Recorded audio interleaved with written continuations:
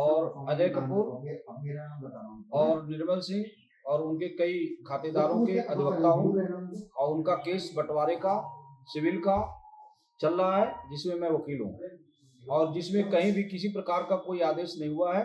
कुछ भूमाफिया बलविंदर सिंह पिछले वर्ष जो खातेदार यहाँ नहीं रहते थे उनसे अपना धोखाधड़ी से करने की नीयत से, अपना कब्जा करने की नीयत से एक प्रार्थना पत्र दिया था, जिसमें कलेक्टर महोदय द्वारा 19 में जांच कराई गई थी, जिसमें पाया गया था कि इसमें 250 खातेदार है, किसी का मौके पर कोई कब्जा नहीं, जो गांव में नहीं रहता है उसको कब्जा दिलाने का कोई प्रावधान नहीं है।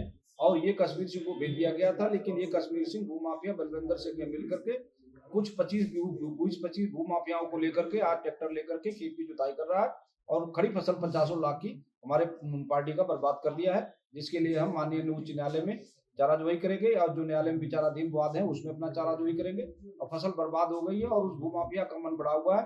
पिछले वर्ष उसने हमारे क्लाइंट निर्मल सिंह से 25 एकड़ की फिरौती मांगी गई थी, जिसकी सीडी भी बनाई गई, जिसकी सीडी भी जगह जगह भेजी गई, जिसके संबंध में गुंडा एक्ट का केस मेरे द्वारा जो है उसके ऊपर विचाराधीन किया गया है, जो माननीय न्यायालय में विचाराधीन है। कोई कार्रवाई नहीं होने से उसके मन बढ़ते जा रहे हैं और अभी भी तत्काल वहां पर अपनी माफियागिरी दिखा रहा है और कुछ भी कर सकता है। ये गृह क्षेत्र सीएम महोदय का है और उनके द्वारा भी उस पर कोई एक्शन नहीं किए जाने से उसके मन और बढ़ते जा रहे हैं और प्रशासन उनके साथ मिली भगत करके खड़े होकर के कार्य किया जा रहा है। प्रगणाधिकारी महोदय द्वारा मेरे से पूछने की कोशिश की मेरे द्वारा कि माननीय उच्च न्यायालय के आदेश में ऐसा क्या लिखा था, और मेरी बात भी हुई थी, मैंने कहा था साहब इसमें कुछ नहीं लिखा तो ऐसा क्या करेंगे, लेकिन उनके द्वारा कुछ बताया नहीं जा रहा और मेरा फोन भी रिसीव नहीं किया जा रहा है। अब मेरे क्लाइंटों की फसल को बर्बाद कर दिया गया, जो दिल्ली बैठे हैं इधर उधर बैठे हैं, मैं सबका वकील हूँ और उनका सत्यानाश कर दिया गया, पूरी फसलों को बर्बाद कर दिया गया। माफिया अभी भी वर्तमान में वहां पर अभी भी वहां पर उनके ट्रैक्टर चल रहे हैं और सबके फसलों को बर्बाद कर रहे हैं और वहां पर जनता में रोष भी है। लेकिन मैं इसके लिए मुकदमा चाराजोई करूंगा, माननीय उच्च न्यायालय में अपनी पार्टी का पक्ष रखूंगा और उसके लिए वाद दायर करेंगे, जो भी करना है करेंगे।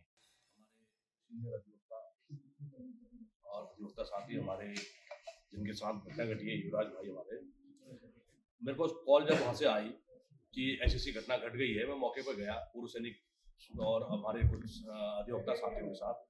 मैंने सबसे पहले मैं माननीय उच्च न्यायालय का भी जो निर्णय है वो स्वागत करते हैं, हम उनका पालन करेंगे।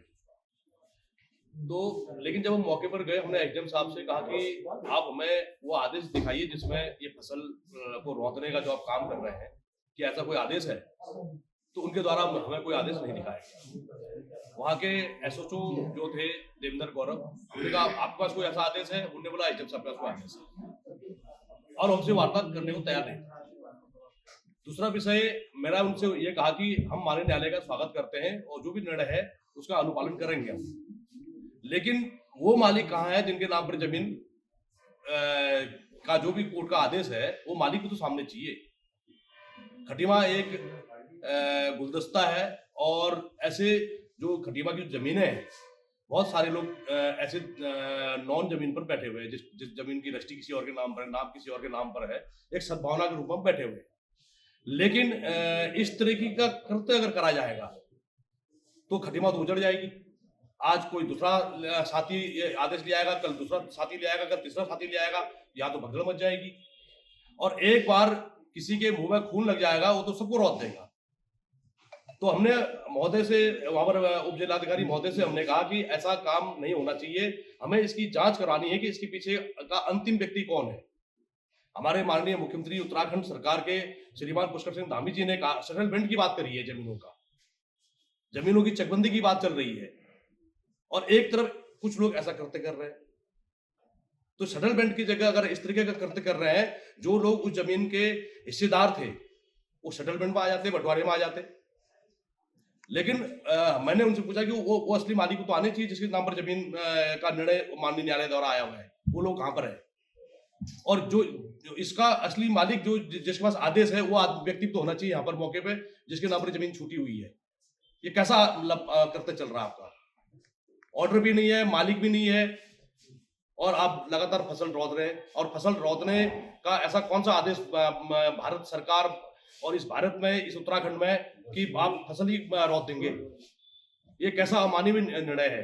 तो हम क्षुब्ध हैं।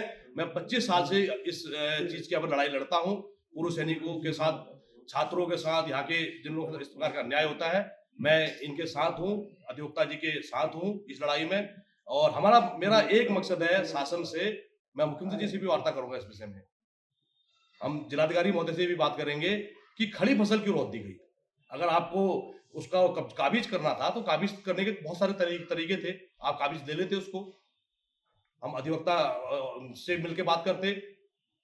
तो लेकिन खड़ी फसल रोक देना, खेत में नहीं आने देना, आज क्षेत्र में दहशत का माहौल बना हुआ है। हमारे पास 50 फोन आए वहां से कि क्या हो गया है, दूसरे गांव के लोग डरे हुए हैं कि क्या हो गया है।